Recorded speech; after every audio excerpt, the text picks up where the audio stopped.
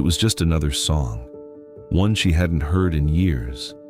Then, within seconds, she wasn't walking home anymore. She was sitting across from someone whose name she hadn't spoken in almost a decade. She could remember the cafe, the weather, even the way they smiled. The relationship had ended years ago, yet somehow, one familiar melody brought it all back, not just the memory, but the feeling. But here's what's remarkable. This doesn't only happen with first love. The same thing can happen with your childhood, your graduation, a family road trip, even someone you've lost. So why does music have this extraordinary power over memory? The strange thing is, it isn't just one person or one particular song. This happens to millions of people every single day. A melody playing in a supermarket can suddenly bring someone back to their first school. A song on the radio can remind a father of the day his daughter was born. A familiar chorus can bring tears to someone's eyes before they even understand why. Sometimes, the memories are joyful. Sometimes, they're painful. And sometimes, they awaken emotions we believed had faded long ago. What's remarkable is that music doesn't simply remind us of the past. It has the extraordinary ability to make the past feel present again. Our heartbeat changes, our breathing slows. We smile without realizing it, or we feel a quiet sadness we can't quite explain. For a few brief moments, it's almost as if time folds in on itself. The present quietly steps aside, and an old memory takes its place. But why does the brain respond this way to music when a photograph, a familiar place, or even a familiar face often cannot create the same emotional experience?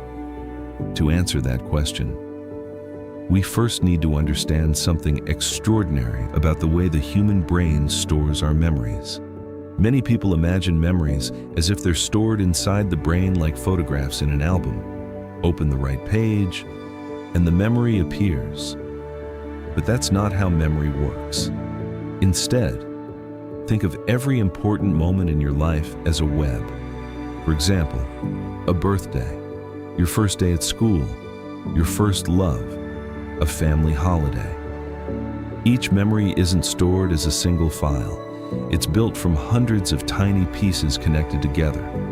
The place where it happened, the people who were there, the emotions you felt, smell in the air, or the sound of someone's voice. And even sometimes, the music that was playing in the background.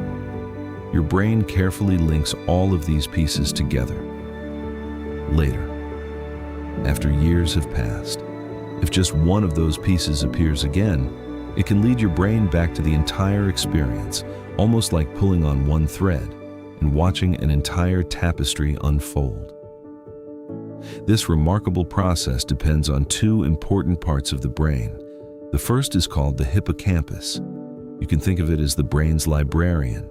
It helps organize your experiences, deciding where new memories belong and how they connect to everything you've experienced before. Working alongside it is another small but powerful structure called the amygdala. If the hippocampus remembers what happened, the amygdala remembers how it felt: joy, fear, love, excitement, sadness. It gives memories their emotional color. When music is deeply connected to an important moment, these two regions work together. The melody doesn't simply remind you of the past, it helps recreate the emotions that were stored with it. And that's why, sometimes, a song doesn't just make you remember. It makes you feel as though you're living that moment all over again. At this point, you might be wondering something. If our memories are connected to so many different things, why does music seem so powerful?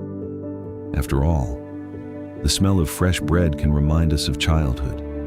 The scent of a familiar perfume can bring back someone we once loved. Even walking into an old classroom can suddenly transport us years into the past. All of these experiences are real because our brain stores memories together with sights, smells, places, and emotions. So why does music often feel different? Why can a simple melody bring back an entire chapter of our lives with an intensity that surprises us? Part of the answer lies in the way our brain processes sound. Unlike most other senses, music doesn't travel through just one pathway. As we listen, multiple regions of the brain become active at the same time. Areas involved in hearing, movement, emotion, memory, even regions linked to imagination and prediction. Instead of knocking on a single door, music lights up an entire neighborhood. The more parts of the brain that become involved, the richer the memory becomes. And that's why a familiar song often doesn't simply remind us of the past. It allows us to experience that past, almost as if it were happening again. Here's what makes this even more remarkable. Sometimes, you aren't trying to remember anything at all. In fact, if someone had asked you just a few seconds earlier, "Do you remember that day?" you might have answered, "No." But then, a familiar song begins to play, and suddenly, a memory appears with extraordinary detail, not just the event, but the feeling, the weather, the room, the people, even small details you never realized your brain had been holding on to. So where were those memories all this time?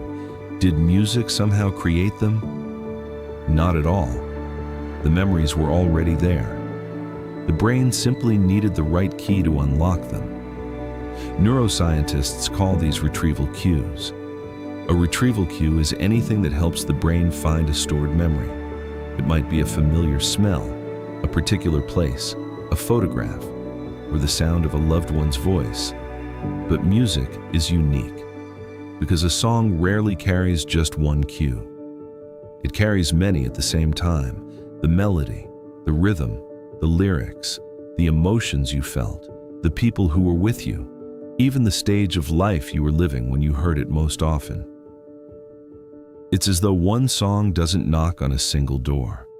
It walks through an entire hallway, opening dozens of doors at once. And with every door that opens, another piece of the past comes back into view. That's why a single melody can sometimes recover memories that seemed completely out of reach only moments before. The memory wasn't lost. Your brain was simply waiting for the right way to find it. If you still doubt the extraordinary connection between music and memory, consider this. Around the world, doctors working with people living with Alzheimer's disease have witnessed something remarkable. A person may struggle to remember what they had for breakfast.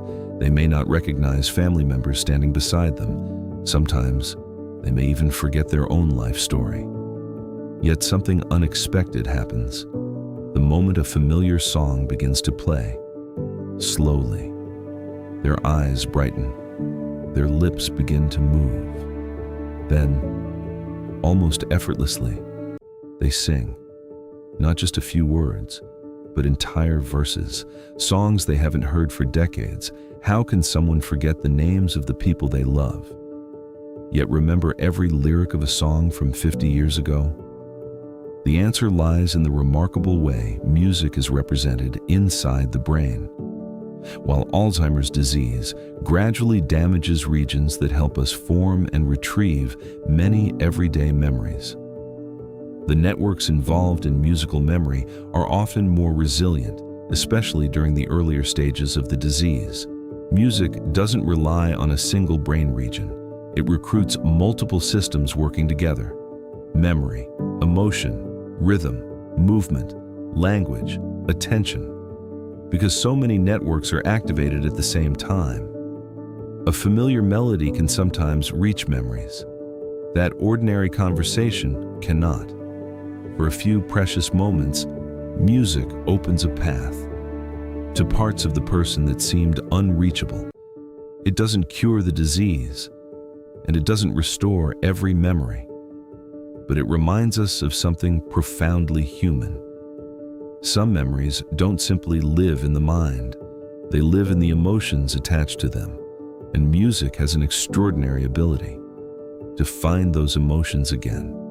But music doesn't just help us remember. Sometimes it helps us hold on. Think about the last song you played on repeat, not because it was new, not because it was popular, but because somehow it understood exactly how you felt. We've all done it. After falling in love, a particular song becomes impossible to skip. After losing someone, one melody seems to say everything we can't put into words. And during the happiest moments of our lives, there are songs we return to again and again. Why? Because the brain isn't only remembering the music, it's remembering the emotions attached to it. Every time we hear that familiar melody, the emotional network connected to those memories becomes active once more. For a few minutes, we don't simply hear the past, we feel it. Psychologists call this nostalgia. For many years, people believed nostalgia was simply a longing for the past. But modern research described how nostalgia helps us reconnect with our identity. It reminds us of who we were, who we loved, what we survived, and how far we've come. In other words, sometimes we don't replay a song because we miss the music. We replay it because for a few precious moments, it brings us back to a version of ourselves we never wanted to lose. Long before we learned to write, long before photographs or video recordings, human beings were already telling their stories through music. Every generation has left behind its own melodies, songs that celebrated love, marked loss, remembered home, or carried hope through difficult times. Maybe that's why music has remained with us for thousands of years, not simply because it sounds beautiful, but because it remembers what words alone cannot. The people, the places, the moments that quietly shaped who we became. Every song you love has become part of your own story, a soundtrack to moments you'll never live exactly the same way again. And somewhere, without you even realizing it, your brain has been carefully preserving those moments, waiting patiently for just a few familiar notes to bring them back to life. So the next time a song suddenly stops you in your tracks, take a moment before pressing skip, because you may not just be listening to music, you may be meeting an older version of yourself. One memory, one melody, one chapter of your life, waiting to be heard again. If today's documentary helped you see music a little differently, you'll find the scientific studies and references in the description below. Until our next documentary, stay curious with the science of human behavior.